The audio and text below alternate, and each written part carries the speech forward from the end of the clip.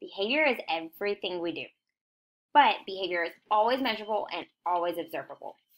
And it's as easy as ABC: antecedent, behavior, and consequence. Antecedents are events that occur before a behavior happens. Behavior is what happens right after the antecedent. Consequences are events or actions that occur after the behavior. So there are 4 functions to every behavior, and we're going to check those out. The first one we're going to talk about is escape. So an individual is engaging in an escape behavior if they are trying to get out of doing something they do not want to do. This type of behavior will continue to happen if the individual has been reinforced and it has resulted in the removal of an aversive situation or item. So, what do? Some proactive strategies are to give choices when possible, make learning fun, make sure what you are using as reinforcers are actually reinforcing. So, when giving choices in classrooms, it's a little tricky, a little difficult, but we can say, do we want to work on the worksheet or do we want to do our craft? And we should always make learning fun. So what about after problem behavior occurs?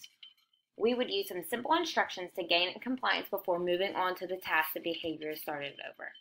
And to make sure, always make sure the task is completed. So our next function is access to tangible. The individual engages in the behavior in order to access a preferred item or activity. The individual will continue to engage in this behavior if the behavior results in them accessing the item or activity. So this would be like a kid asking for a candy bar at the store. They ask mom for the candy bar and it results in them receiving it if mom says yes. So what do we do if it results in some problem behavior?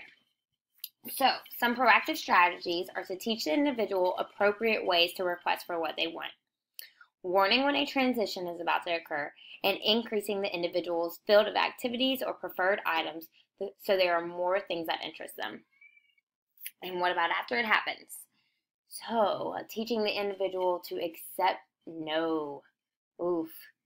Removing the item or activity from the room, and naming items or activities that they can have.